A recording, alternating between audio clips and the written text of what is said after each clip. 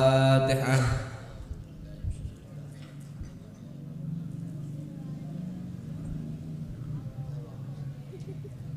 A'udzu billahi minasyaitonir rajim. Bismillahirrahmanirrahim. Astaghfirullahal azim li wa liwalidayya wa li jami'il muslimina wal muslimat.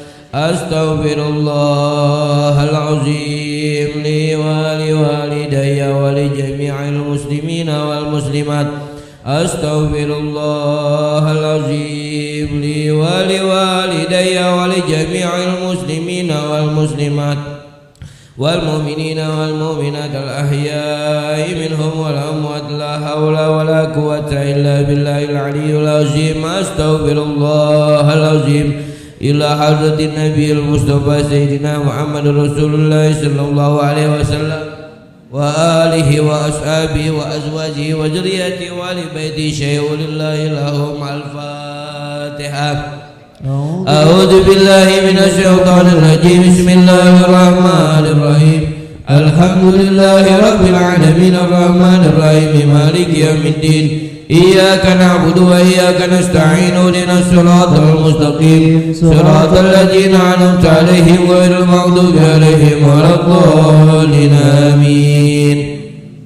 Al-Fatihah ila arwahi jamil anbiya'i wal mursalin wa li jami'il malaikatil muqarrabin wa awliya'i was suhada'i was salihin wal ulama'il amilin wal musannifin wa likum minhum wa sahabati rasulillahi ajma'in والتابعين والتابعين بإحسان إلى يوم الدين وإلى عرض سيدنا أبو بكر وسيدنا عمر وسيدنا عثمان وسيدنا علي كرم الله وجهه وإلى عرض سيدنا حسن وسيدنا حسين وسيدتنا فاطمة الزهراء وسيدتنا خديجة الكبرى وسيدتنا عائشة رضي الله عنهن وإلى حضرة قطب رباني والعارفين سمداني الشيخ عبد القادر جيلاني رضي الله عنه وإلى حضرة الشيخ محمد سمان بن عبد الكريم المدني وإلى حضرة الشيخ مامي أبو حسن الساجلي وإلى حضرة الشيخ محمد ميادي بن الشيخ محمد من البندني وإلى حضرة كيجي عبد الله نايم كي محمد نايم رضي الله عنهم سيئوا لله لهم. الفاتحة.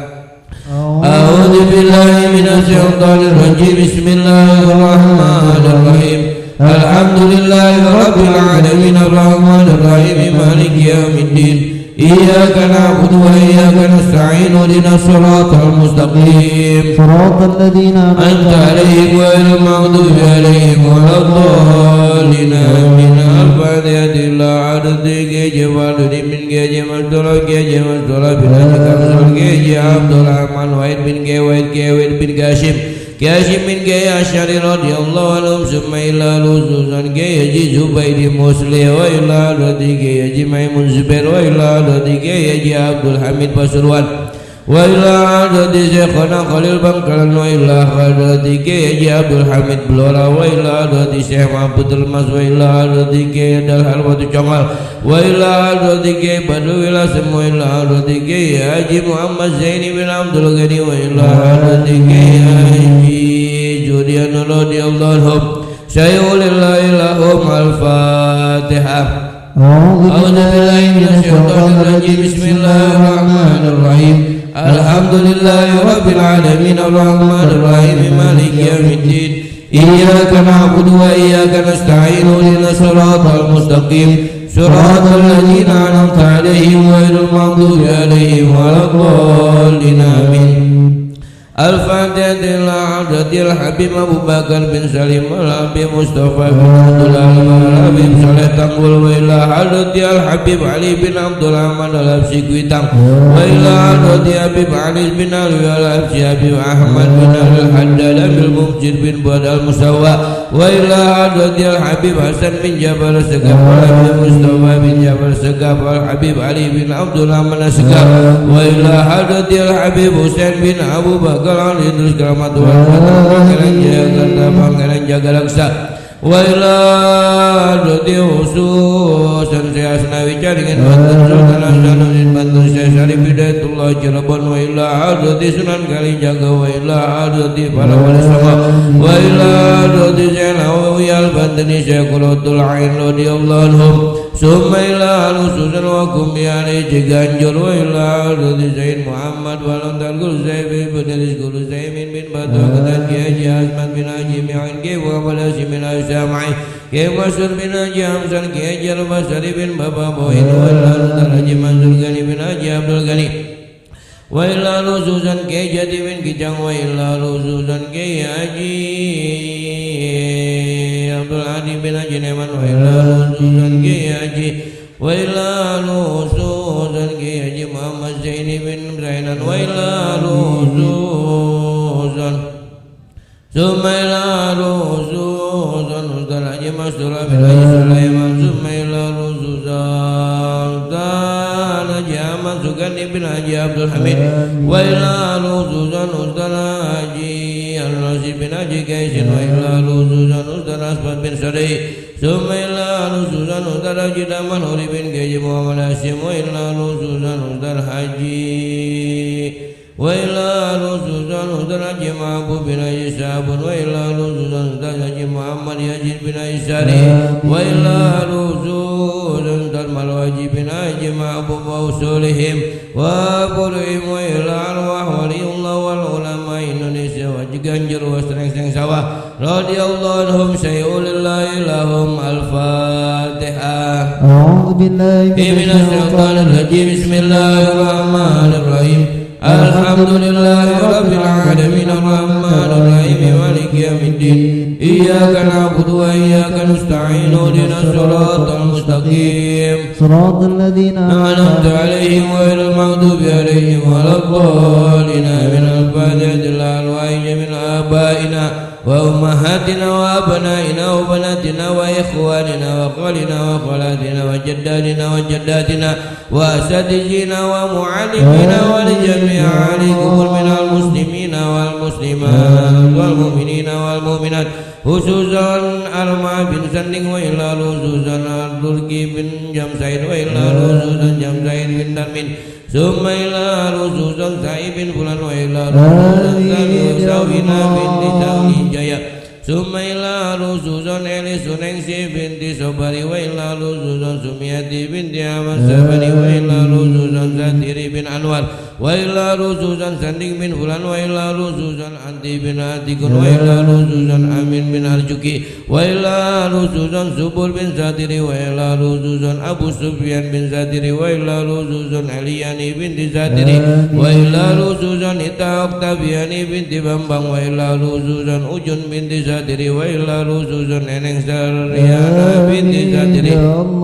ثم إلى خصوصا المرحوم Bapak Wiyogo Atmodan Minta bin Fulan wa ila خصوصا Rubinesa binti Fulan wa ila خصوصا Muhammad Hasanuddin bin Samitra wa ila خصوصا Sani binti Sabrin wa ila خصوصا Mardias bin Nerun wa ila خصوصا wa ila Zakima binti Madian wa ila خصوصا Sukira binti Fulan wa usulihim wa buruhim wa li jami'a alikubur minal muslimina wal muslimat wal mu'minina wal mu'minat khususan alikubur sahibul bait wa umman alikubur hadirin wal hadiran sayyulillahi lahum al-fatihah. A'udhu billahi minasyaitanir rajim. Bismillahirrahmanirrahim. Alhamdulillahi rabbil alamin arrahmanir rahim maliki yaumiddin. Iyyaka na'budu wa iyyaka nasta'in ihdinas siratal mustaqim siratal ladzina an'amta 'alaihim ghairil maghdubi 'alaihim waladdallin amin. Kita baca Fatihah sekali lagi, mudah-mudahan dengan keberkahan suratul Fatihah dengan keagungan baginda Nabi kita Muhammad sallallahu alaihi wasallam, kita doakan sahibul bait yaitu Bapak Muhammad Sofan bin Bapak Satiri yang insyaallah hari Selasa melaksanakan ibadah umroh, mudah-mudahan diberikan kesehatan, diberikan kelancaran dalam ibadahnya, dan di sana dijaga kesehatannya oleh Allah Subhanahu wa taala, dan pulang membawa umroh yang umrohnya ibadah umrohnya umroh yang mabrurah ila ruhi wa jasadi Muhammad Sofan bin Bapak Satiri bisiha wal afiyah wassalam wal barakah. Al-Fatihah. A'udzu billahi minasy syaithanir rajim. Bismillahirrahmanirrahim.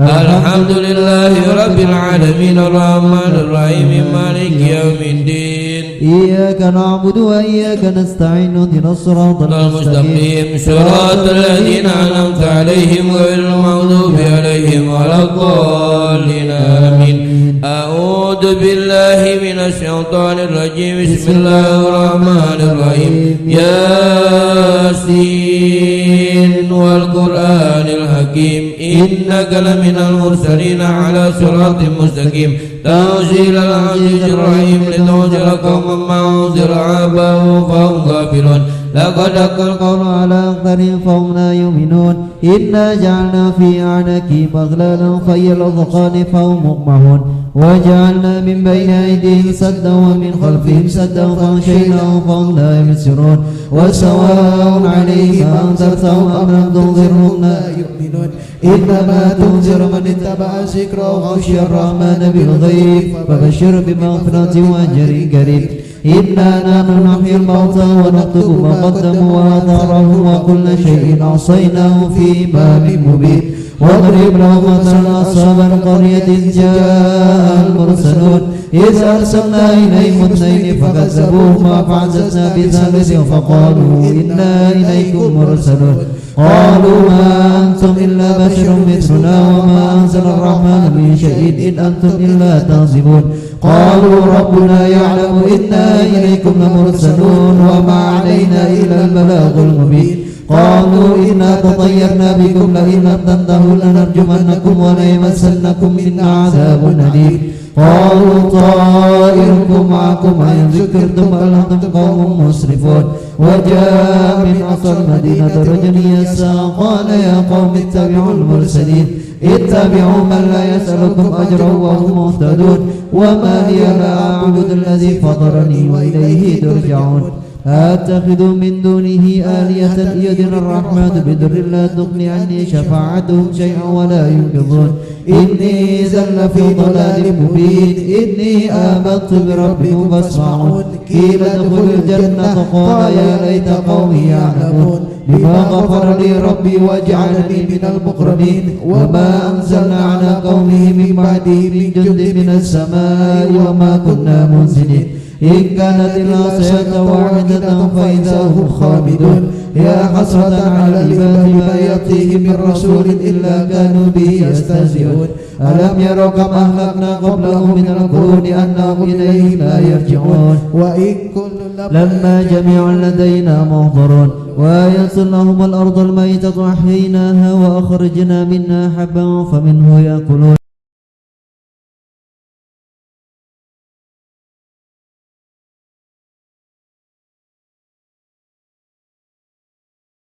يشكرون سبحان الذي خلق الأزواج كلها مما تنبت الأرض ومن أنفسهم ومما لا يعلمون وآية لهم الليل نسلخ منه النهار فإذا هم مظلمون والشمس تجري لمستقر لها ذلك تقدير العزيز العليم والقمر قدرناه منازل حتى عاد كالعرجون القديم لا شمس ينبغي لها أن تدرك القمر وليل سابق النهر وكل في فلك يسبحون وآية لهم أنا حملنا ذريتهم في الفلك المشحون وخلقنا لهم من مثله ما يركبون وإن نشاء نغرقهم فلا صريخ لهم ولا هم ينقذون إلا رحمة منا ومتاعا إلى حين وإذا قيل لهم اتقوا ما بين أيديكم وما خلفكم لعلكم ترحمون وما تأتي من آية من آيات ربهم إلا كانوا عنها معرضين وإذا قيل لهم أنفقوا مما رزقكم الله قال الذين كفروا للذين آمنوا عنتم من لو يشاء الله أطعمه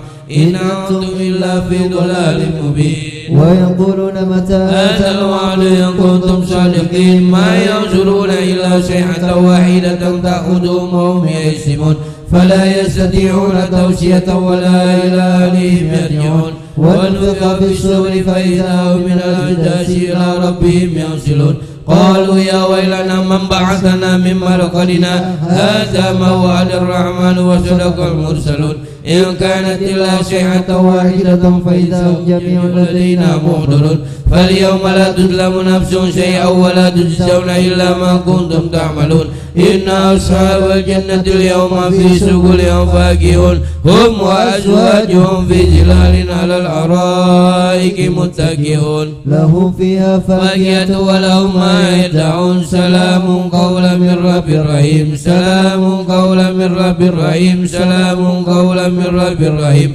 وامتازوا اليوم أيها المجرمون ألم أعهد إليكم يا بني آدم ألا تعبدوا الشيطان إنه لكم عدو مبين وأن اعبدوني هذا صراط مستقيم ولقد أضل منكم جبلا كثيرا أفلم تكونوا تاكلون هذه جهنم التي كنتم توعدون اصلوها اليوم بما كنتم تكفرون اليوم نختم على أفواههم وتكلمنا أيديهم وتشهد أرجلهم بما كانوا يكسبون ولو نشاء لطمسنا على أعينهم واستبقوا الصراط فأنى يبصرون ولو نشاء لمسخناهم على مكانتهم وما استطاعوا مضيا ولا يرجعون ومن نعمره ننكس في الخلق أفلا يأكلون وما علمناه الشعر وما ينبغي له إن هو إلا ذكر وقرآن مبين لينذر من كان حيا ويهلك القول على الكافرين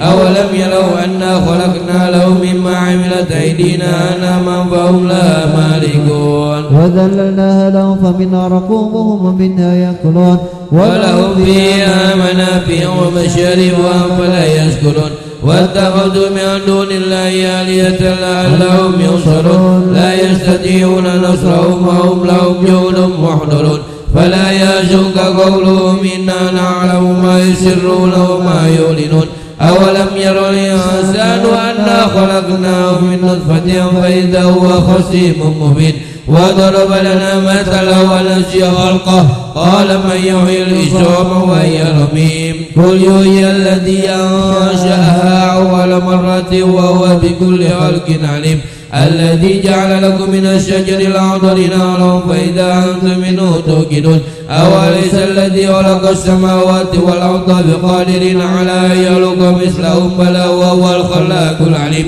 إنما أمره إذا أراد شيئا أن يقول له كن فيكون فسبحان الذي بيده ملكوت كل شيء وإليه ترجعون. الفاتحة.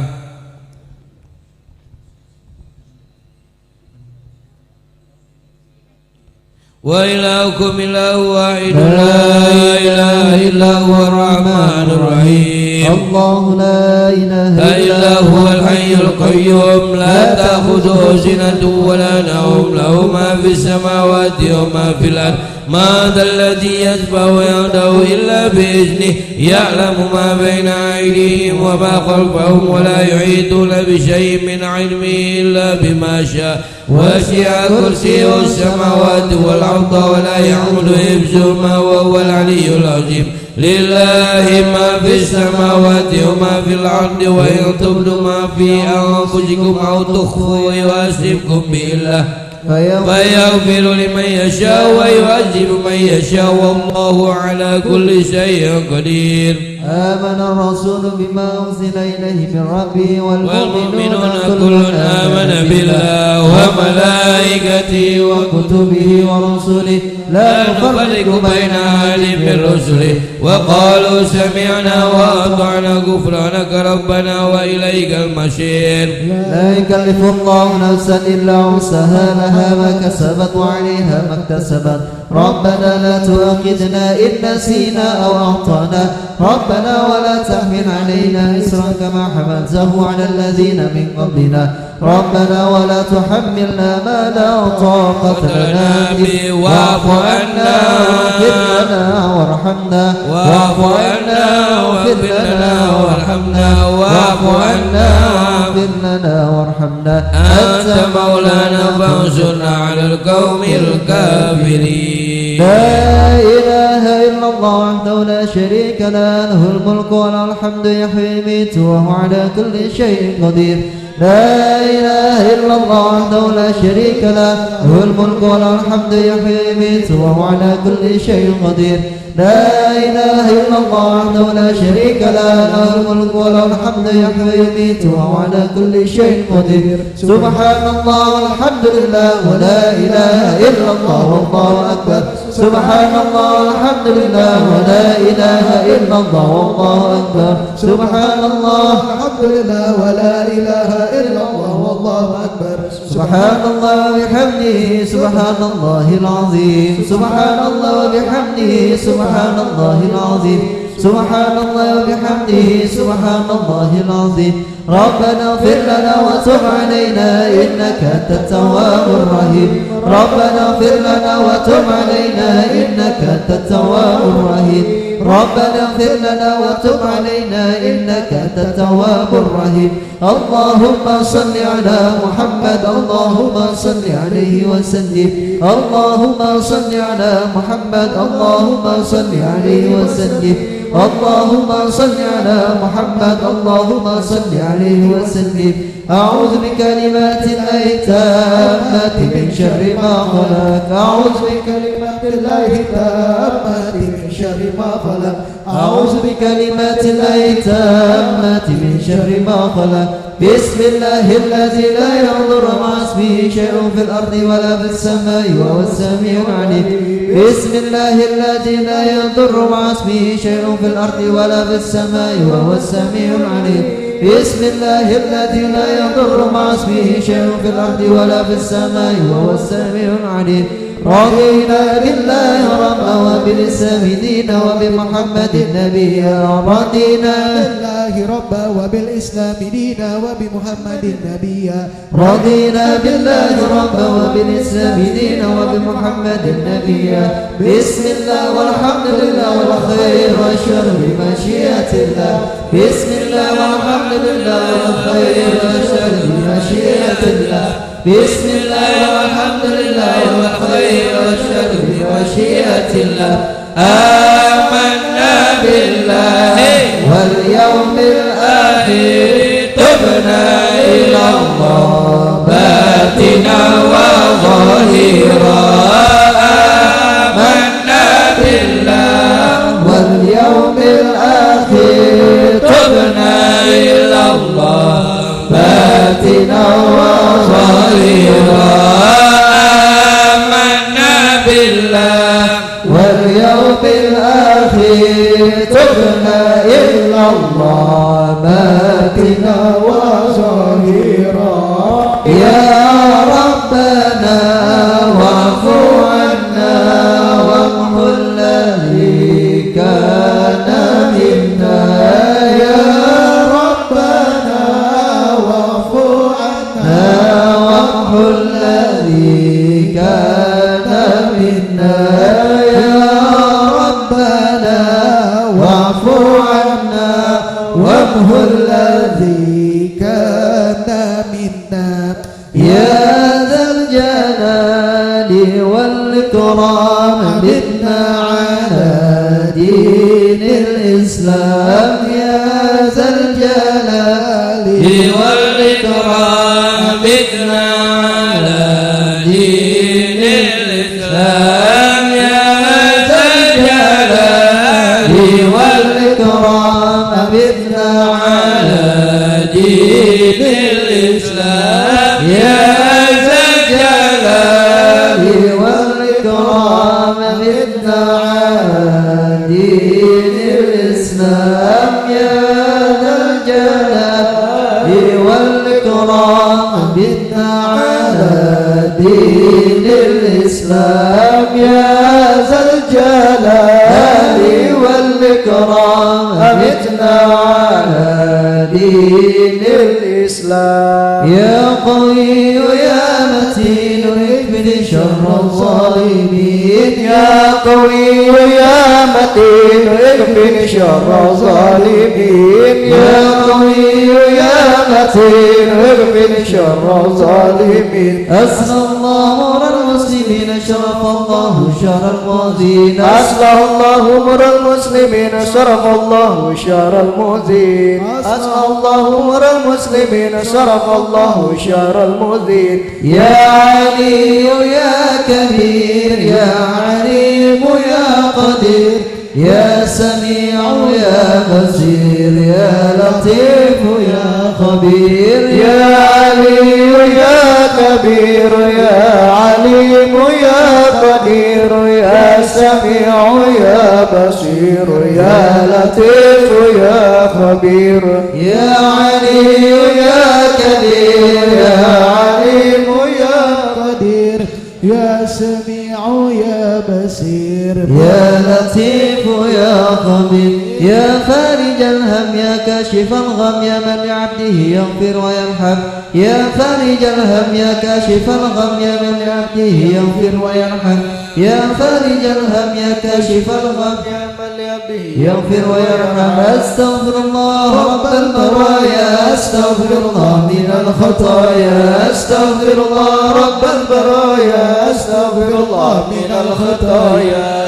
أستغفر الله رب البرايا أستغفر الله من الخطايا أستغفر الله رب البرايا أستغفر الله من الخطايا لا إله إلا الله لا إله إلا الله لا إله إلا الله لا إله إلا الله لا إله إلا الله لا إله إلا الله لا إله إلا الله لا إله إلا الله لا إله إلا الله لا إله إلا الله لا إله إلا الله لا إله إلا الله لا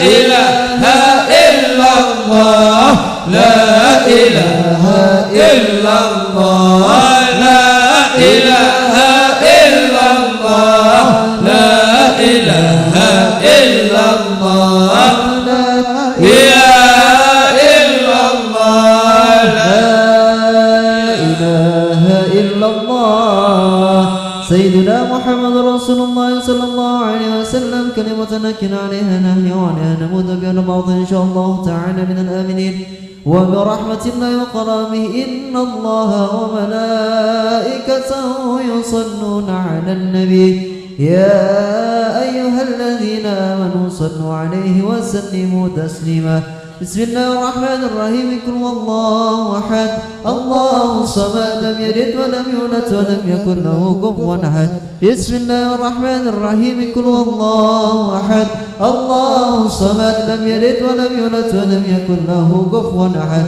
بسم الله الرحمن الرحيم قل هو الله أحد الله الصمد لم يلد ولم يولد ولم يكن له كفوا أحد لا إله إلا الله الله أكبر بسم الله الرحمن الرحيم قل أعوذ برب الفلق من شر ما خلق ومن شر غاسق إذا وقب ومن شر النفاثات في العقد ومن شر حاسد إذا حسد لا إله إلا الله الله أكبر بسم الله الرحمن الرحيم قل أعوذ برب الناس ملك الناس إله الناس من شر الوسواس الخناس الذي يوسوس في صدور الناس من الجنة والناس الفاتحة إلى روح سيدنا وحبيبنا وشفينا رسول الله محمد بن عبد الله ثم إلى روح سيدنا الإمام مهاجر الله أحمد بن عيسى لسيدنا عاصم الفقيه المقدم محمد بن علي بعلوي وجامع ساداتنا علي أبا علوي وأصولهم وفروعهم أن الله يولي درجات في الجنة وينفعنا ببركاتهم وأسرارهم وأنوارهم في الدين والدنيا والآخرة. الفاتحة. أعوذ بالله من الشيطان الرجيم بسم الله الرحمن الرحيم الحمد لله رب العالمين الرحمن الرحيم مالك يوم الدين إياك نعبد وإياك نستعين اهدنا الصراط المستقيم صراط الذين أنعمت عليهم غير المغضوب عليهم ولا الضالين. الفاتحة. جميع ساداتنا سفيان ما كانوا في مشارق الأرض إلى مغاربها أن الله يولي درجاتهم في الجنة وينفعنا ببركاتهم وأسرارهم وأنوارهم وعلومهم في الدين والدنيا والآخرة. الفاتحة. أعوذ بالله من الشيطان الرجيم. بسم الله الرحمن الرحيم. الحمد لله رب العالمين الرحمن الرحيم مالك يوم الدين إياك نعبد وإياك نستعين اهدنا الصراط المستقيم صراط الذين أنعمت عليهم غير المغضوب عليهم ولا الضالين. الفاتحة لسيدنا الحبيب عبد الله بن علي الحداد صاحب الراتب وأصوله وفروعه بأن الله يولي درجاتهم في الجنة وينفعنا ببركاتهم وأسرارهم وأنوارهم في الدين والدنيا والآخرة. الفاتحة. أعوذ بالله من الشيطان الرجيم. بسم الله الرحمن الرحيم. الحمد لله رب العالمين الرحمن الرحيم مالك يوم الدين إياك نعبد وإياك نستعين اهدنا الصراط المستقيم صراط الذين أنعمت عليهم غير المغضوب عليهم ولا الضالين. الفاتحة. بأن الله يغيث المسلمين ويرحم المسلمين وإلى أرواح آبائهم المجاهدين والعلماء العاملين والمشايخنا في الدين وإلى أرواح والدينا ووالدكم خاصة وأمواته المسلمين عامة بأن الله يتغشاهم بالرحمة ويسكنهم الجنة وأن الله يكفينا وإياكم شر الظالمين وشر المؤذين وشر الحاسدين وأن الله يؤتي كل سائل منا ومنكم سهولا على ما يريد الله به ورسوله والحجاج والمسافرين والغزاة والمجاهدين بأن الله يبلغهم المقاصدهم ويردهم إلى أوطانهم سالمين في خير والعافية وأن الله يتوب علينا ويختم لهم ولكم بالحسنى في اللطف والعافية وإلى حضرة النبي محمد صلى الله عليه وسلم. الفاتحة. أعوذ بالله من الشيطان الرجيم. بسم الله الرحمن الرحيم. الحمد لله رب العالمين الرحمن الرحيم مالك يوم الدين إياك نعبد وإياك نستعين اهدنا الصراط المستقيم صراط الذين أنعمت عليهم غير المغضوب عليهم ولا الضالين. اللهم بفضلك استجب دعانا واشف مرضانا وارحم أمواتنا وصل وسلم على جميع الأنبياء والمرسلين. اللهم بفضلك استجب دعانا واشف مرضانا وارحم أمواتنا وصل وسلم على جميع الأنبياء والمرسلين. اللهم بفضلك تجب دعانا واشف مرضانا وارحم أمواتنا وصل وسلم على جميع الأنبياء والمرسلين والحمد لله رب العالمين. اللهم إنا نسألك الجنة ونعوذ بك من سخطك والنار. اللهم إنا نسألك رضاك والجنة ونعوذ بك من سخطك والنار. اللهم إنا نسألك رضاك والجنة ونعوذ بك من سخطك والنار. يا عالم سر منا لا تبكي ستر عنا وعافنا واعف عنا واغفر لنا حيث كنا. يا الله بها يا الله بها يا الله بحسن الخاتمة يا الله رضا يا الله رضا يا الله رضا بالمصطفى. آمين يا الله آمين يا الله آمين يا الله. إن شاء الله أستغفر الله تعالى من ذنوبي كلها سرها وجارها وصغيرها وكبيرها وأتوب إليه توبة نصوحا. تقبل الله منا ومنكم وتقبل اللهم يا كريم. الرحمن الرحيم نسألك يا من هو الله الذي لا إله إلا هو الرحمن الرحيم الملك القدوس السلام المؤمن المهيمن العزيز الجبار المتكبر الخالق البارئ المصور الغفار القهار الوهاب الرزاق المفتاح العليم القابض الباسط الخافض الرافع المعز المذل السميع والبصير الحكم اللطيف الخبير الحليم العظيم الغفور الشكور العلي الكبير الحفيظ المقيت الحسيب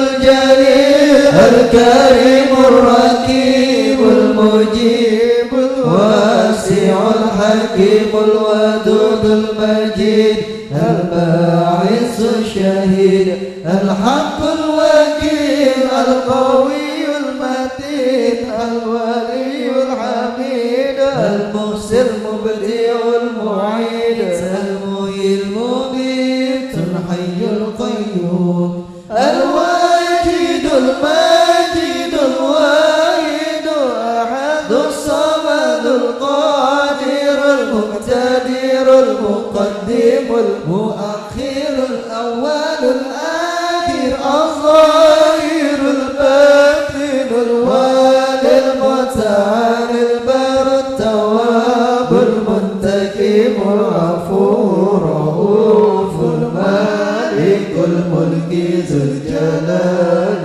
والإكرام المقسط الجامع الغني المغني المعطي المانع الضار النافع النور الهادي البديع الباقي الوارث الرشيد الصبور الذي ليس كمثله شيء وهو السميع البصير اللهم صل أفضل الصلاة على أسعد مخلوقاتك سيدنا محمد وعلى آله وصحبه وسلم عدد معلوماتك ومداد كلماتك كلما ذكرك ذاكرون وغفل عن ذكرك الغافلون. الفاتحة.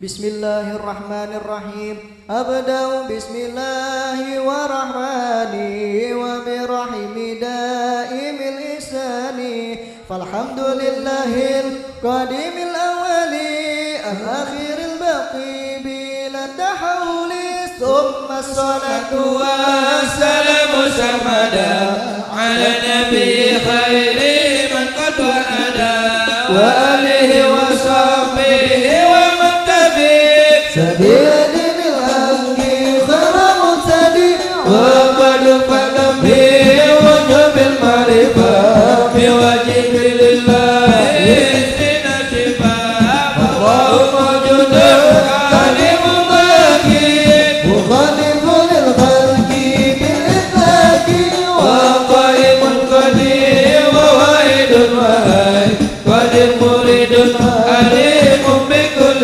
شيء سميع البصير والمتكلمون وصفة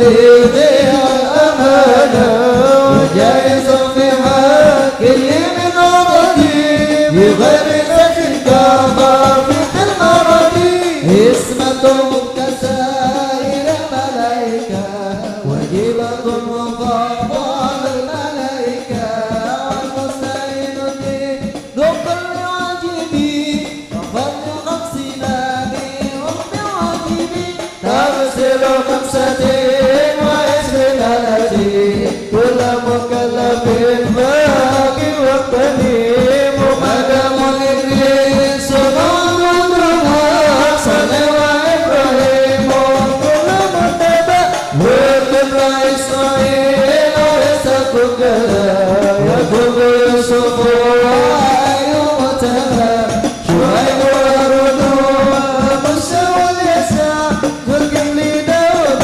سليمان النبأ إلياس يونس زكريا يحيى عيسى وطه خاتم النبوة عليهم الصلاة والسلام وآلهم ملامات الأيام والملك الذي بنا وهم تأمل شربا ولنا ملأهم يحسن وسنين وجبريل يكاد إسرافيل وإسرائيل وكذلك وراكب وكذا عتيد ملك ورضوان تزار ما تحبون بتحسنها فرتم سبيل الهدى تفسدها سأمر دمنا ويزن على رسال الفرقان على خير المنى وأصحاب القليل والكريم كلامها بالعليم وكل ما زاد رسول فأبدو التسليم والقبول إيمان النبي بأي وجه وكل مكان خاتمة بدين واجبين إيمان مكلف بواجبين نبي محمد وترسلا بالعالمين رحمة وفضلا وعد الله عبد المطلب وهاشم ندوم نبي تنسب وأمه أمينة سرية الله حليمة ثانية مولد بما قتل فينا وبدو بطيبة المدينة أتم قبل الوحي 40 وعمره قد جاء 60 وسقط الأولاد فمنهم 3 من الذكور ضمام قاسم عبد الله وطيب وخير البلاد فيلقب أتوا إبراهيم وزكريا وأم مريم الكلية وآمر إبراهيم من خديجة وسددت له بهم وليجا وأربع من الناس تذكرون رضوان ربي للجميع يذكرون فاطمة زهراء وبنو علي وابنهم الصفين كلهم جاري فزينب وقدر الطريق ورسول سكبرية عند السجن وقدمت المصطفى في دروازة النبي مرتبى على شكوى وحسن ومسارنا صفية ميمونة ورملة هند وزينب كذا جويرية للمؤمنين أمة مرضية حفصة عمره عبس كذا عمة صافية تقاتلا وقبل هجرة النبي الإسراء بمكة الليلة لقصر ودرا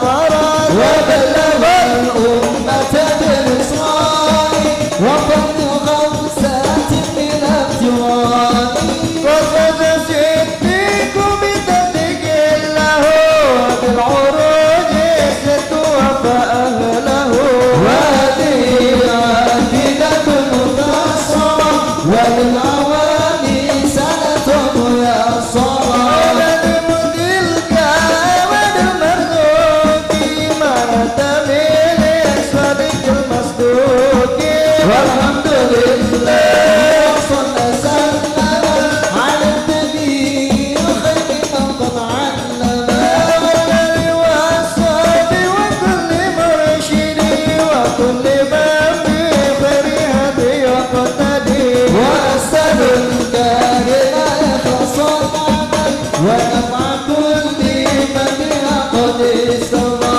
أجد ليس بعد جمالي طريق ولي أيقر جمالي سبت أجدت العوالي بواجبي وفيتي تمامي وصلى الله على سيدنا محمد وعلى آله وصحبه وسلم نبي المصطفى رسول الله صلى الله عليه وسلم وآله وأصحابه وأزواجه وذريته وإلى عدد إمام الجليل Syekh Abdul Rahman Al-Dibai wa ila hadrati Syekh Muhammad Imyadin Syekh Muhammad Amin Al-Bandani wa ila hadrati Kiai Abdullah Naimin Kiai Muhammad Naim wa ila arwahi walidina wa walidikum wa amwatina wa amwatikum wa amwatil muslimin ajma'in Allah yataqassam bil wal maghfir wa yaskinum al jannah wa yatim lana wa lakum bil husna bi aqidin wa afiyah wa ila hadrati Nabi Muhammadin sallallahu alaihi wasallam al-Fatihah.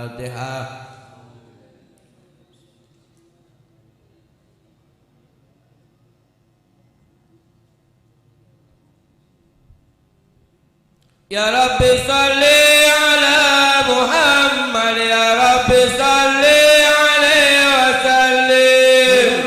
صلي على محمد يا رب صلي عليه وسلم Ya Rabbi salli ala Muhammad, Ya Rabbi balligh wasilah. رب صلي على محمد يا رب صلي عليه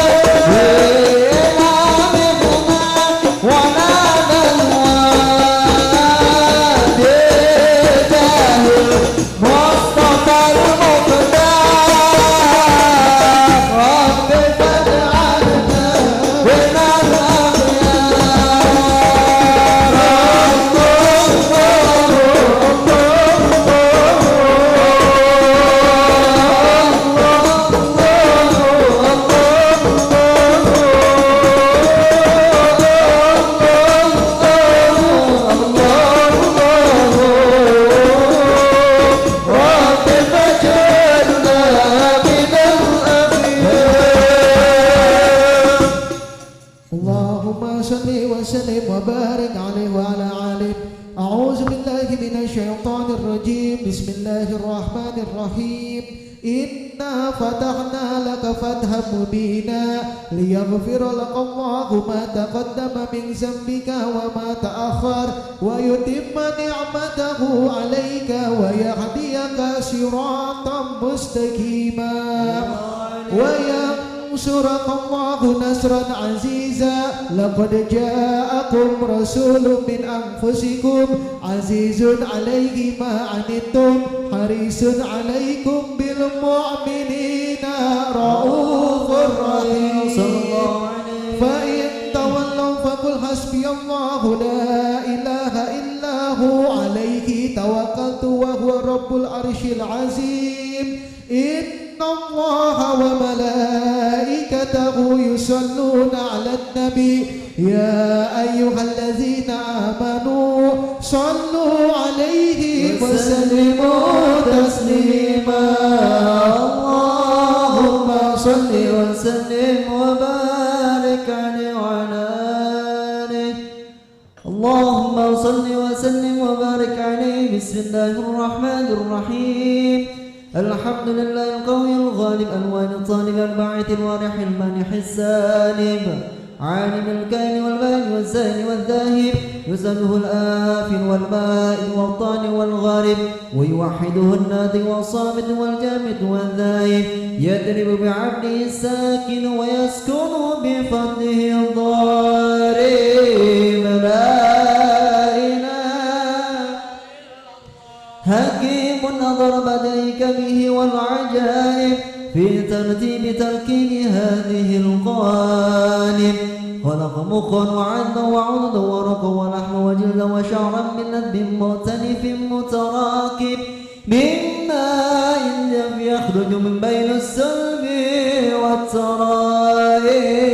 لا إله كريم بسط لخلقه بسط قدمه والمواهب ينزل في كل ليلة إلى سماء الدنيا ينادي هل من مستغفر هل من تائب هل من طالب حاجة وفولي له المطالب.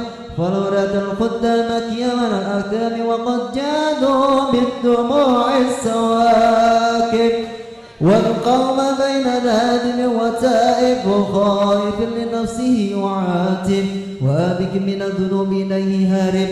فلا يزالون في الاستغفار حتى يكف كف النار ذيول الغياهب فيعودون وقد فازوا بالمطلوب وأبرقوا رضا المحمود ولم يعد أحد من القوم وهو خائب.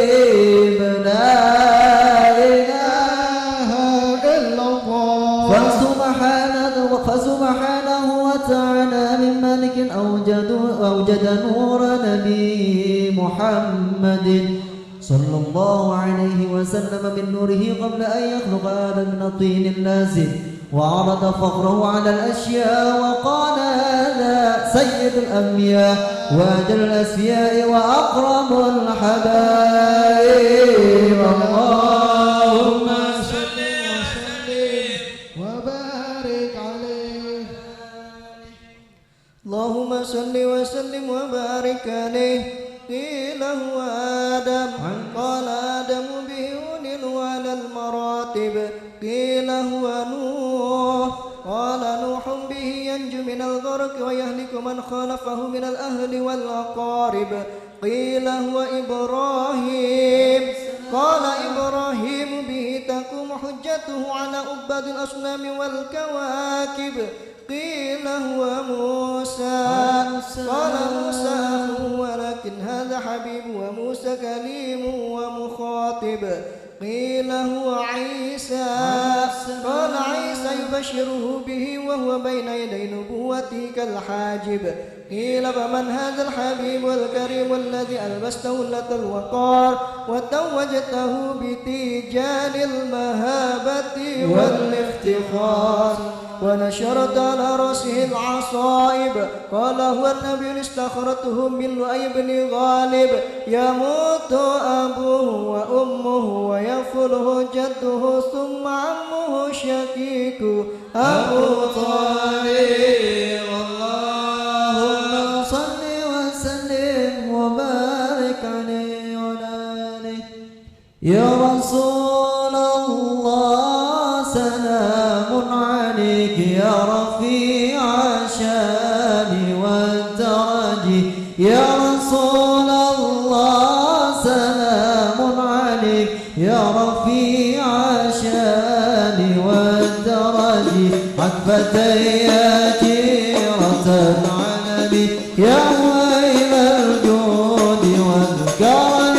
يا رسول الله سلام عليك يا رفيع الشان والدرج. يا رسول الله سلام عليك يا رفيع الشان والدرج. عتبتي جيرة العلم يا ويل الجود والكرم. نحن جيران من الحرم حرم الإحسان والعسل. نحن جيران من الحرم حرم الإحسان والعسل. نحن من قوم سكن ومن خوفهم أمين. يا رسول الله سلام عليك يا رفيع الشان والدرج. يا رسول الله سلام عليك يا رفيع الشان والدرج.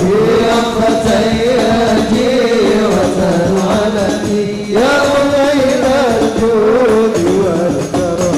أهل بيت المصطفى ظلمهم أمان الأرض فذكر.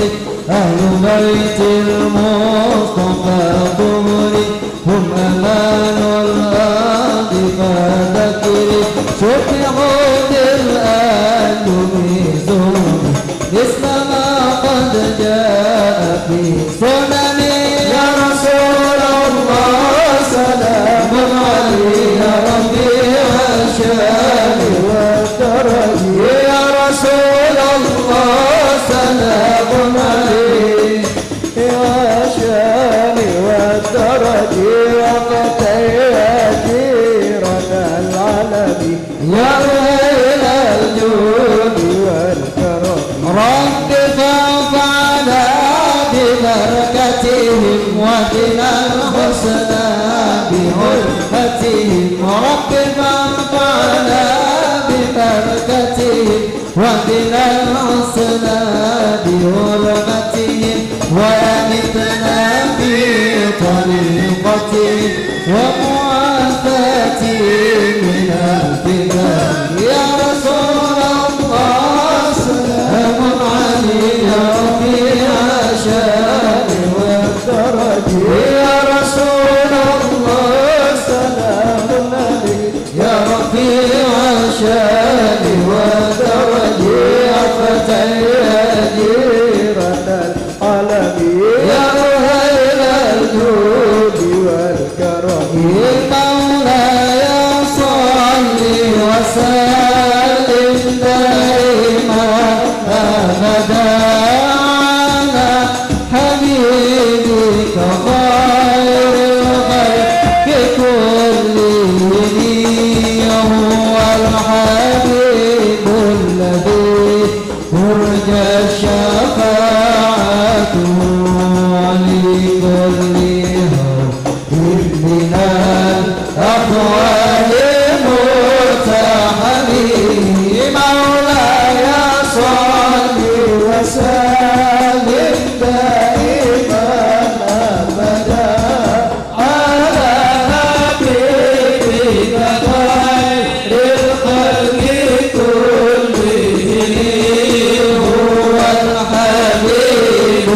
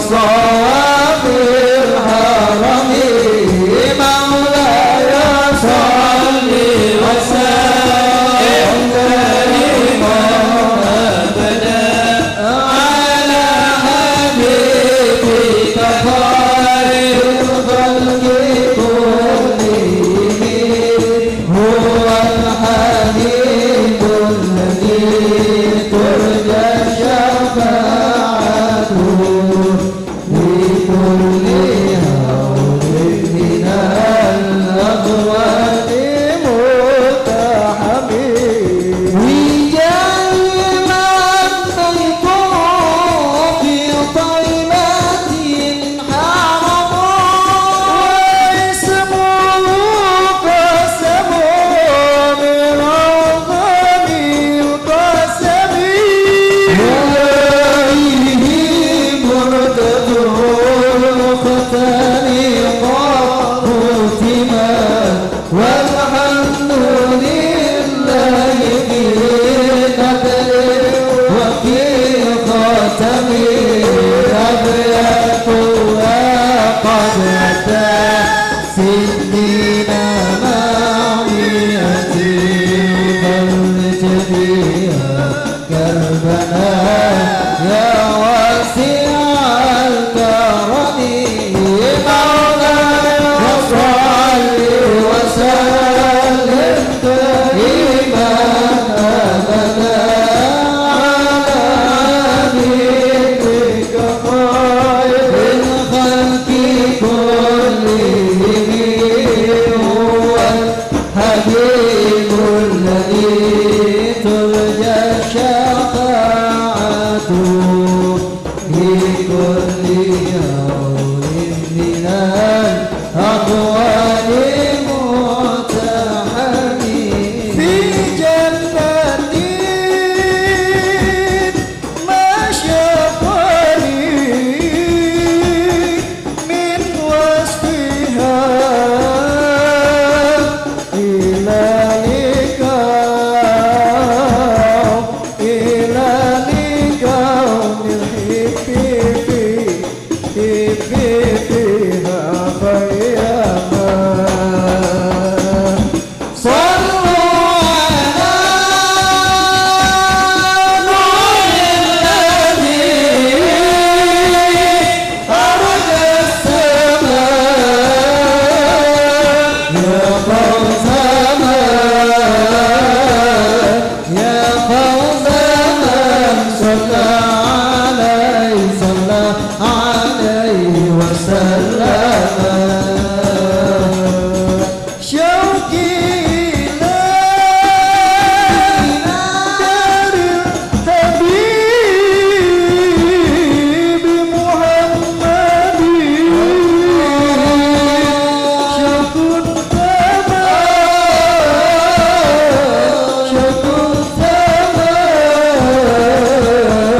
كان في الحاشا وتكتم شوق تمام كان في الحاشا وتكتم صلوا على نور الذي أرج السماء يا فوز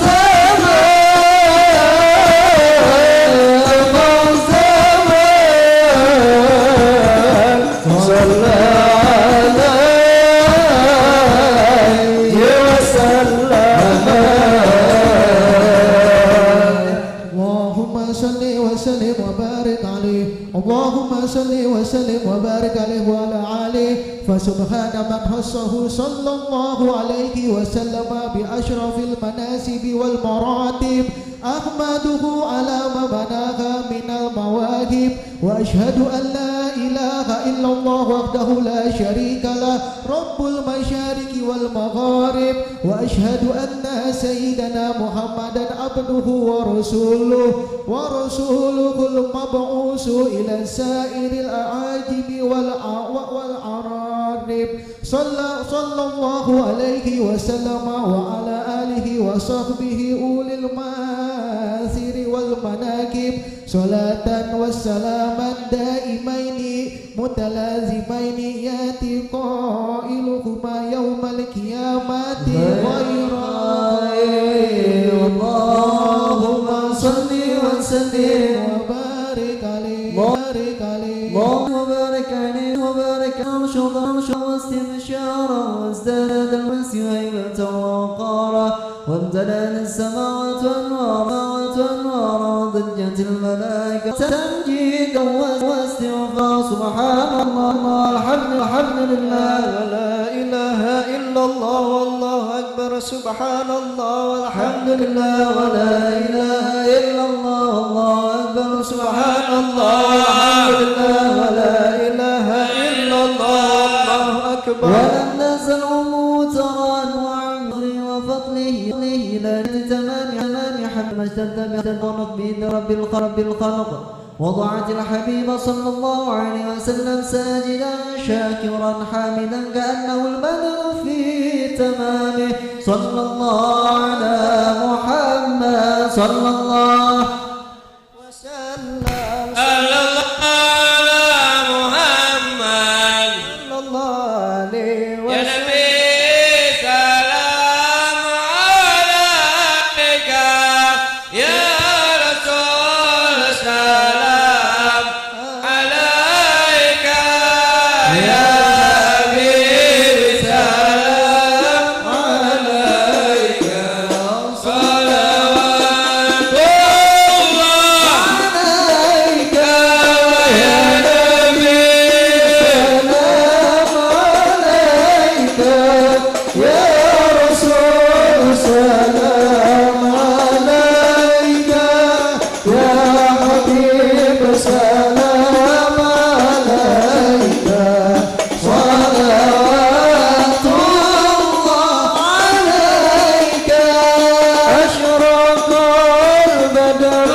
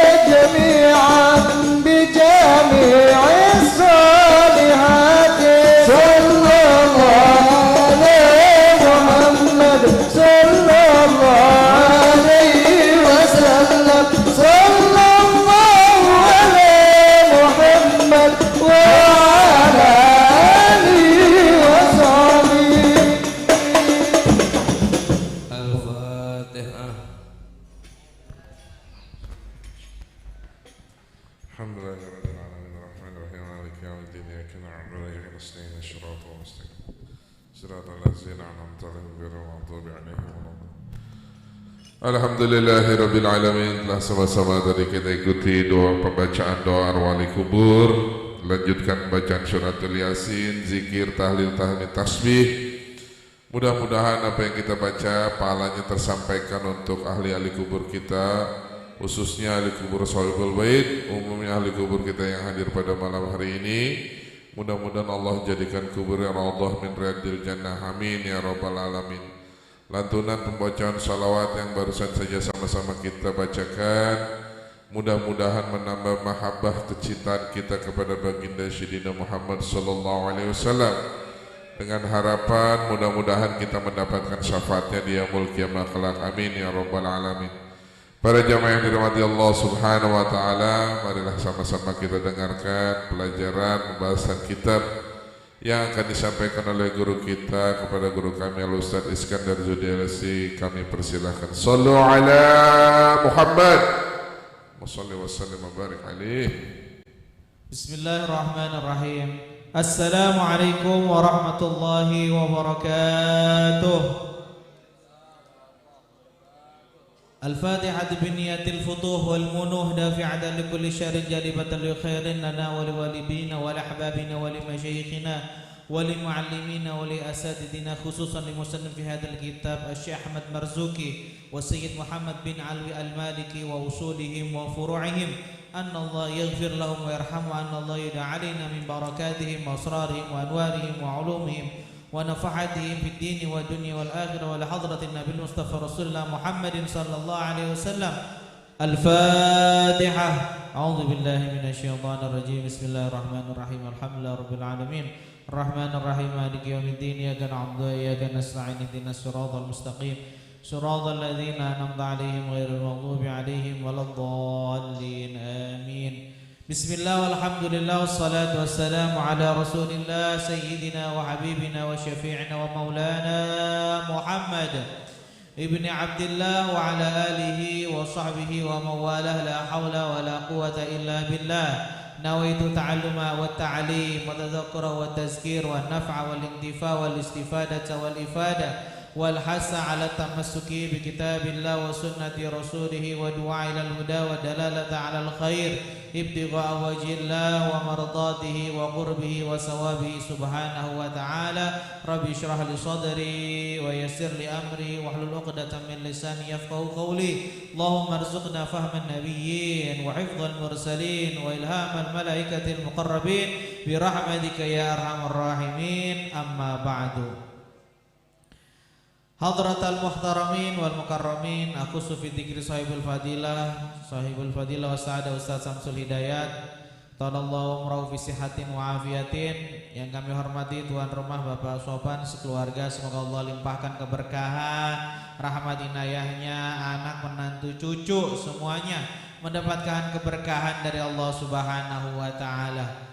Yang kami hormati ada abang-abang kami di sini, Abang Ipul, ada Abang Rizwan, Bang Basri, Bang Atang, Pak Rizwan, dan juga Bang Ihsan. Semuanya hadirin hadirat remaja yang dimuliakan oleh Allah Subhanahu wa taala. Alhamdulillah malam hari ini kita bisa silaturahim ke kediaman Bapak Muhammad Sopan sekeluarga. Semoga kedatangan kita mau berkah buat keluarga. Ya, keluarganya semua diberi kesehatan, kemudahan, kelancaran. Kedua kalinya salawat serta salam semoga tercurahkan kepada baginda Rasul Muhammad sallallahu alaihi wasallam. Semoga kita bisa mengikuti daripada ajarannya, amin ya rabbal alamin.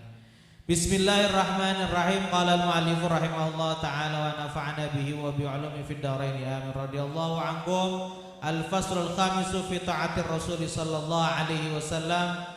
Qala an-nazim rahimahullahu ta'ala wa kullu ma ata bihi ar-rasulu fahaqqu taslimu wal qabulu wa kullu ma ata bihi ar-rasulu fahaqqu taslimu wal qabulu.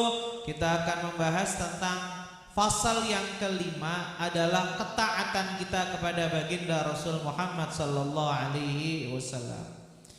Wa kullu ma ata, setiap yang datang darinya Rasul Muhammad sallallahu alaihi wasallam, faquhu, maka haknya beliau adalah at-taslim wal qabulu, yaitu pasrah dan menerima apa yang datang dari baginda Rasul Muhammad sallallahu alaihi wasallam.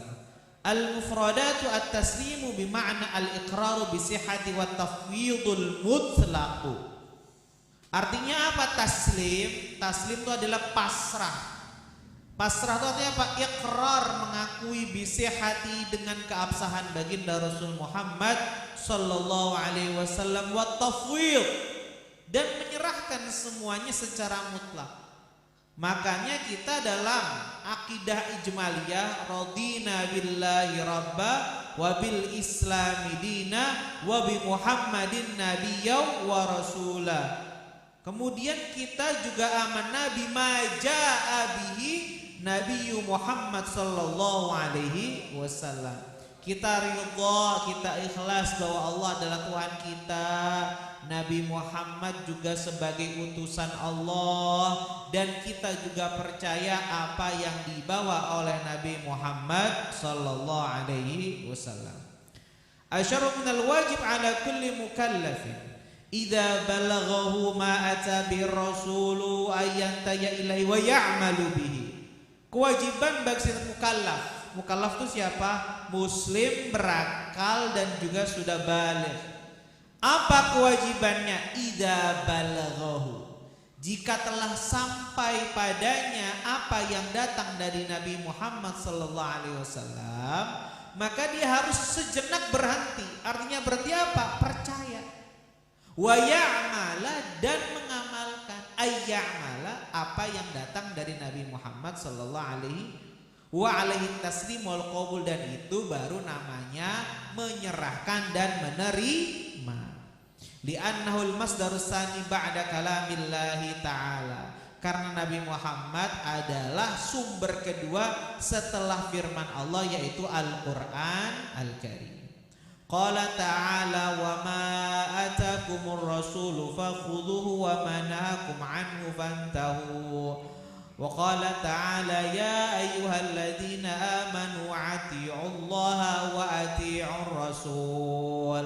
Wa qala ta'ala in kuntum tuhibbunallaha fattabi'uni yuhibbukumullah. Jika kalian mencintai Allah, maka ikutilah Nabi Muhammad sallallahu alaihi wasallam, maka kalian akan dicintai oleh Allah Subhanahu wa taala. Wa qala sallallahu alaihi wasallam, idza amartukum bi amrin fa'tu minhu mastata'tum wa ma nahaitukum anhu fajtanibu. Jika aku memerintahkan kepada kalian suatu perintah, maka datangkanlah, lakukanlah semampu kalian. Wa manhaitum, dan apa yang aku larang kepada kalian, maka jauhilah. Wa qala sallallahu alaihi wasallam, taraktu fikum syai'aini lan tadillu ba'dahuma, kitabullahi wa sunnati. Aku meninggalkan kepada kalian dua perkara yang kalian tidak akan sesat selama-lamanya, yaitu apa? Al-Quran dan sunnah Nabi Muhammad sallallahu alaihi wasallam. Wa qala Malik rahimahullah, Imam Malik berkata, ma minna illa radun wa mardudun. Yang datang dari kita itu terkadang diterima dan ditolak. Illa sahibu hadzal qabr, kecuali pemilik kuburan ini, yaitu Nabi Muhammad sallallahu alaihi wasallam. Artinya apa? Hadirin dimuliakan Allah, kita ini umatnya Nabi, kita cinta kepada Nabi. Cintanya kita itu harus diimbangi dengan ikutnya kita kepada Nabi Muhammad sallallahu alaihi wasallam. Hakikat cinta itu ikut, hakikat cinta itu mengikuti yang dicintai. Sehingga Rasulullah bersabda, man ahya sunnati faqad ahabbani. Yang menghidupkan sunnah-sunnahku adalah orang-orang yang mencintaiku. Nah, kita cinta kepada Nabi, tapi kurangnya kita ta'alluq dan memiliki hubungan kepada Nabi Muhammad sallallahu alaihi wasallam. paling minimalnya kita tidak meninggalkan kewajiban. Itu minimalnya. Minimalnya sholat 5 waktu, minimalnya berbakti kepada orang tua, minimalnya kita yakin kepada Allah adalah pemberi rizki, yakinnya kita kepada Nabi Muhammad SAW sebagai utusan dan perantara. Makanya kita sebagai umatnya Nabi harus yakin apa yang disampaikan Nabi itu benar. Ya coba nih dengerin semuanya ya, dengerin semuanya. Kalau Nabi berkata jagalah Allah, Allah jaga kalian, itu udah yang dibenarkan, itu udah benar. Yang disampaikan tuh gak ada salahnya. Kalau Nabi bilang ya jangan mendurhakai orang tua, artinya apa? Dia akan menjadi orang yang sengsara. Itu benar yang dikatakan Nabi. Kata Nabi, man lam yarham la yurham. Siapa yang tidak menyayangi, dia tidak dikasihani. Itu udah benar yang dikatakan Nabi. Masalahnya kita percaya enggak? Kita jalani enggak? Katanya Nabi, barang siapa yang melakukan riba maka dia telah mengajak perang kepada Allah. Masalahnya kita masih berkecimpung enggak di riba.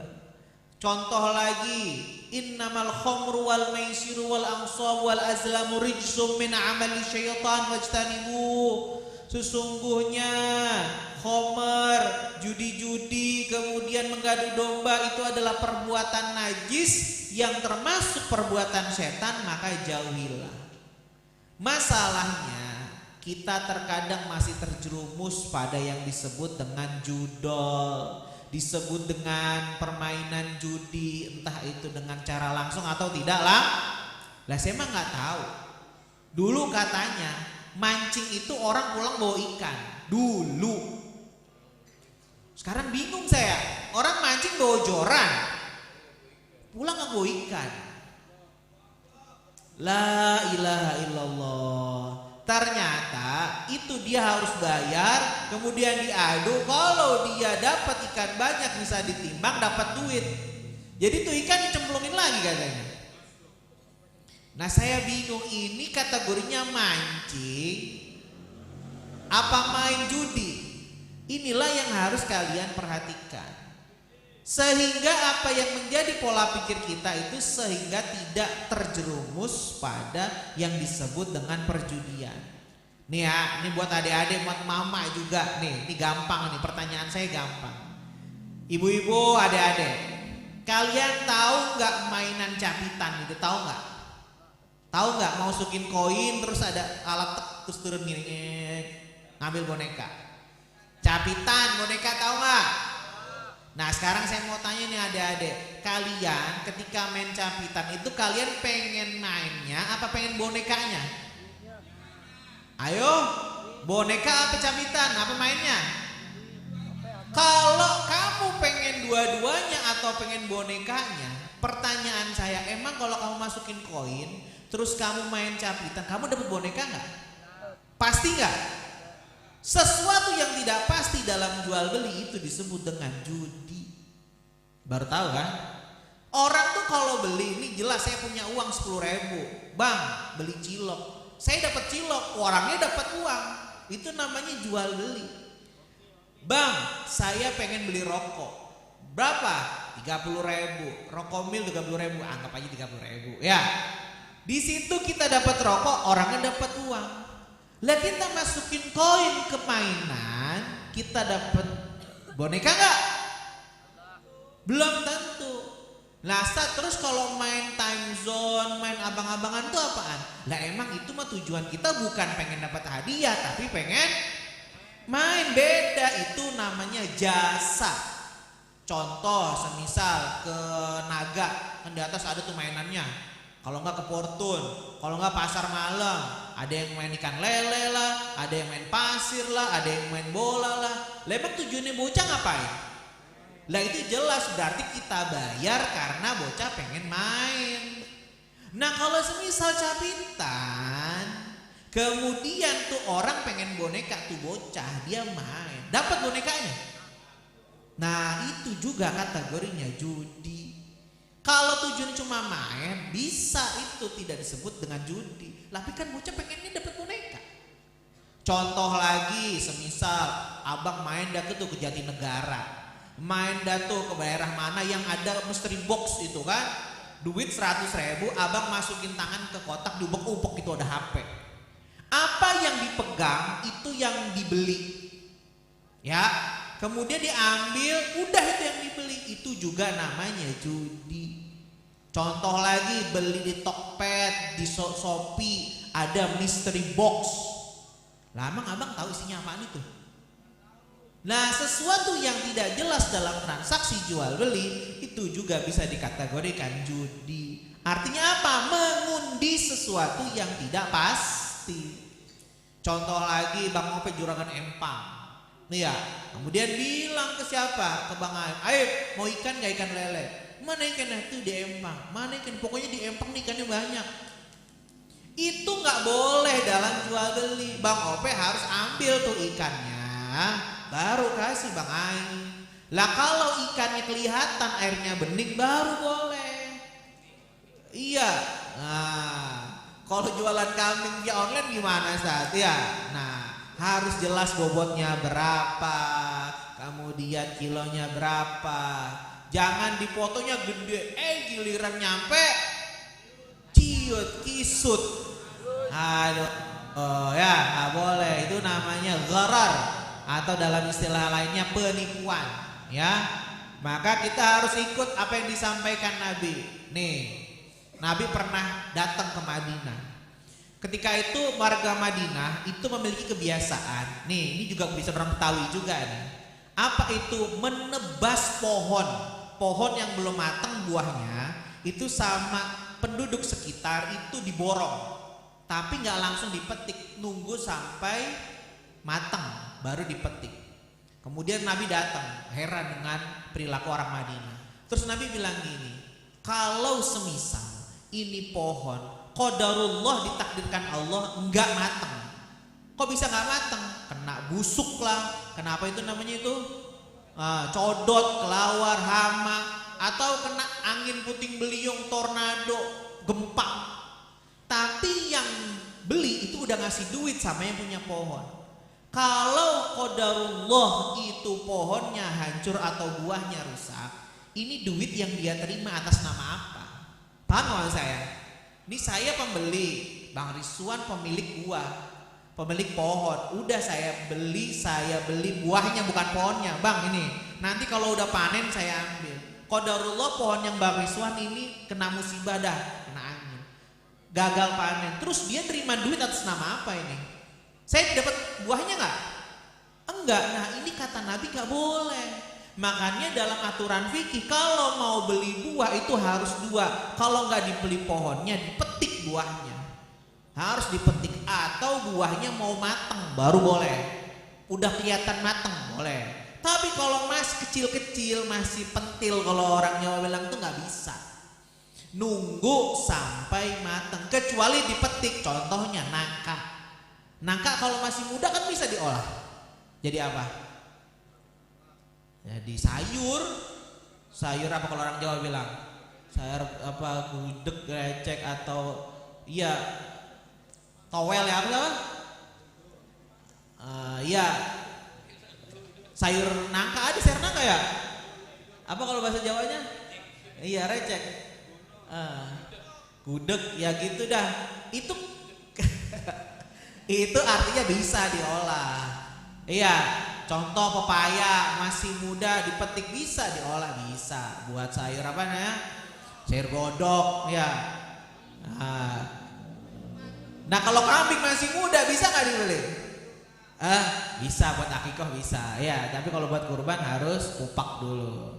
Intinya kita dalam bermuamalah harus berhati-hati. Mana yang halal, mana yang haram, jangan sampai kena kita tipu. Jangan ditipunya kita, jangan kita menipu orang lain. Nauzubillah min zalik. Semoga Allah jaga kita, Allah jaga keluarga kita, Allah jaga anak-anak kita, khususnya keluarga besar Pak Muhammad Sopan. Semoga Allah berlimpahan nikmat, kemudian keberkahan anak cucu mantu semuanya. Beri kemudahan, kelancaran dalam menghadapi kehidupan, dan Allah berikan segala kemudahan kelancaran, amin ya rabbal alamin. Hadanallahu wa iyyakum ajma'in wallahul muwaffiq ila aqwamit thoriq. Assalamualaikum warahmatullahi taala wabarakatuh. Assalamualaikum warahmatullahi wabarakatuh. Assalamualaikum warahmatullahi wabarakatuh. Makasih, mau sambutan enggak?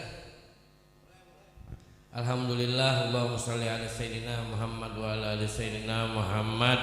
Amma ba'du, yang sama-sama kita hormati guru kita Ustaz Iskandar. Kita doakan semoga beliau senantiasa diberikan sehat, panjang umur dalam taat ibadah kepada Allah, dan dilimpahkan rezeki, keluarga yang diberikan berkah, sehat walafiat oleh Allah Subhanahu wa taala. Dan abang-abang kita, Bang Ihsan, Bang Paki, Bang Abbas, Bang Ido, Bang Rizwan, Bang Ope, dan bang-bang yang lainnya, mudah-mudahan diberikan sehat, diistiqomahkan oleh Allah Subhanahu wa taala. Wabil khusus Sohibul Bait Bapak Muhammad Sofan yang insya Allah Selasa besok pergi umroh. Mantap ya. Ya, dan sama-sama kita hormati guru kita Ustaz Sapi, apa Lopi Ustaz Syafi'i, mudah-mudahan senantiasa berkah rezekinya oleh Allah Subhanahu wa taala. Terus malam Selasa besok kita di sini hadir tasyakuran pasopan Selasa besok umroh ziarah ke makam Rasulullah sallallahu alaihi wasallam. Umroh itu diundang sama Allah. Pure diundang untuk bicara ke makam Nabi kita Muhammad sallallahu alaihi wasallam. Tadi kita baca tuh, saya baca sampai 7 kali. Ya Rabbi sholli ala Muhammad, ya Rabbi balighna nazuru, biar sampai kita ziarah ke makam Rasulullah sallallahu alaihi wasallam. Saya baca 7 kali. Mudah-mudahan berkahnya yang hadir pada hari ini, mudah-mudahan malam ini, mudah-mudahan bisa ziarah ke makam Rasulullah sallallahu alaihi wasallam. Kalau udah ziarah mah insya Allah umroh, nggak mungkin datang dari Indonesia ziarah doang. Mana lu ziarah doang ke makam Nabi, kalau umroh nggak mungkin. Kalau udah ziarah pasti umroh. Ya, saya ini berbagi doang, berbagi. Saya dikasih ijazah sama guru kita Kiai Abdul Hadi Palagan, ya, banyak biar kita diundang sama Allah, biar kita bisa berziarah ke makam Rasulullah sallallahu alaihi wasallam. Nih baca nih, ingetin, dengerin.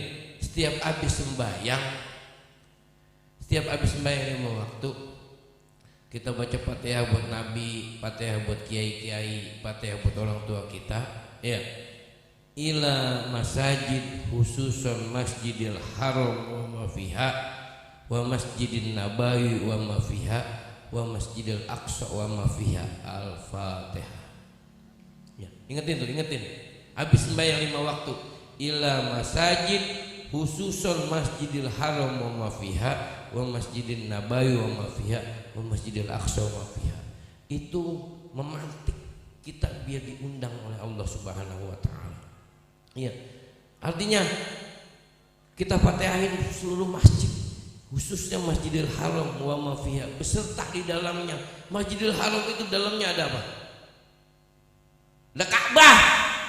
Ya, Masjidil Haram itu dalamnya ada Ka'bah, ada Hajar Ismail, ada makam Ibrahim, tepakannya baginda, tepakannya Nabi Ibrahim, ya, makam Ibrahim itu yang disucikan oleh Allah Subhanahu. Kita baca Fatihah. Wa Masjidin Nabawi wa ma fiha, untuk Masjid Nabawi beserta di dalamnya ada apa? Maka Masjid Nabawi ada makam baginda Nabi kita Muhammad sallallahu alaihi wasallam. Itu memantik, merangsang biar kita diundang oleh Allah Subhanahu wa taala. 5 waktu. Jangan lupa dibaca.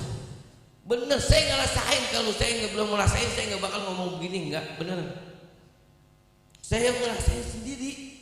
Umroh itu atau haji, apalagi haji itu yang dimampukan oleh bukan cuma orang, buat orang yang mampu doang, tapi dimampukan oleh Allah Subhanahu wa taala. Yang dimampukan beneran. Orang umroh itu yang dimampukan, bukan Banyak orang yang mampu, duitnya banyak tapi belum umroh, banyak nggak Ustaz? Banyak. Tapi umroh itu, orang yang umroh, yang haji itu yang dimampukan oleh Allah Subhanahu wa Ta'ala, diundang pure oleh Allah Subhanahu wa Ta'ala, dipanggil suruh ibadah. Ya, persoalan alhamdulillah Selasa besok mudah-mudahan kita semuanya bisa ibadah umroh, ya, diundang, ya, dibanyakin, satuin hubungan kita, jalin hubungan batin kita oleh baginda Nabi Muhammad SAW. Batin kita dengan apa? Banyakin sholawat banyakin, ya, minimal banget kita nih umat baginda Nabi Muhammad, minimal banget istighfar 100, sholawat 100, la ilaha illallah 100, minimal banget. Ya, kalau orang-orang soleh mah kiai-kiai mungkin lebih dari itu. Iya, kalau Bang Abbas tuh tasbih muter terus, muter aja. Iya, pokoknya jalin hubungan batin kita pada baginda Nabi Muhammad Sallallahu Alaihi Wasallam. Ini amalan yang kedua nih, sama Kiai Abdul Hadi juga saya dikasih. Iya, Kiai Abdul Hadi itu dijasain sama Kiai Abdul Hamid Pasuruan. Sholawatnya Allahumma sholli ala sayyidina Muhammadin salatan tuballighu nabi hajja baitikal haram wa ziyarata qabri nabika alaihi abdul salatu wassalam fi lutfin wa afiyatin wa salamatin wa bulughil maram. Itu dibaca habis sholat 5 waktu 10 kali, ijazahnya 10 kali habis sholat 5 waktu. Ya, ntar kalau bang ulang ntar dilihat YouTube, ya, diapalin. Terus yang ketiga, sama juga saya diijazahin juga sama Kiai Abdul Hadi. Kalau kita tahiyat, sholat nih, tahiyat terakhir, innaka hamidul majid, ya, Allahumma balighna ziyaratah Makkah wal Madinah. Itu dibaca baru assalamualaikum warahmatullahi, assalamualaikum warahmatullahi. Itu saya dijazahin 3. Saya kalau belum ngerasain, saya nggak berani saya cerita kayak begini. Benar. Mudah-mudahan semua kita nih, kita begini tiap malam Senin, tiap malam Rebo, mudahan itu menjalin hubungan batin kita sama baginda Nabi Muhammad SAW. Mudah-mudahan kita ditakdirkan bisa umroh, lebih-lebih bisa haji ke makam Rasulullah, Batullah, ya, kita bisa, mudah-mudahan kita bisa ibadah haji.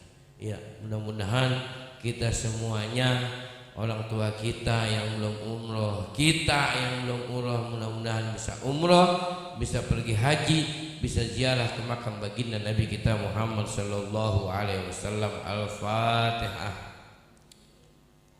Bismillahirrahmanirrahim. Alhamdulillahirabbil alamin arrahmanir rahim maliki yaumiddin.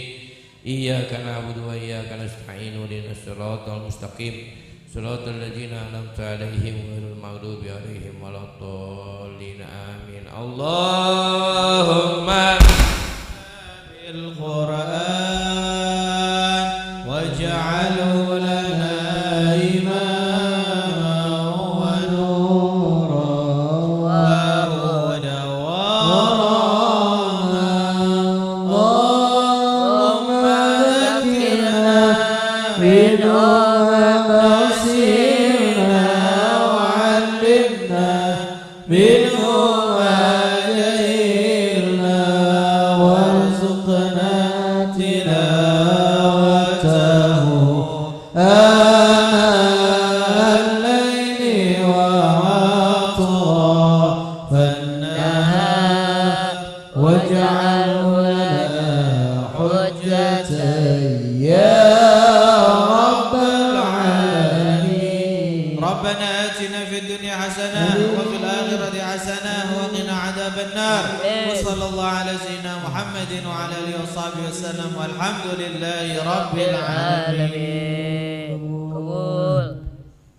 Alhamdulillahirrabbilalamin. Telah sama-sama dengarkan pelajaran dari guru kita, dari Ustaz Iskandar Zudi, baik pun dari Bang Ustaz Samsul Hidayat.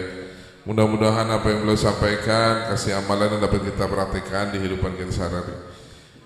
Kami persilahkan pada orang-orang tua jamaah jangan beranjak dulu, setelah sediakan jamuan malam oleh Suratul Bait. Mudah-mudahan Bapak Sopan keberangkatannya dilancarkan, ibadah umrohnya. Semua kita yang hadir mudah-mudahan bisa nyusul. Amin ya rabbal alamin.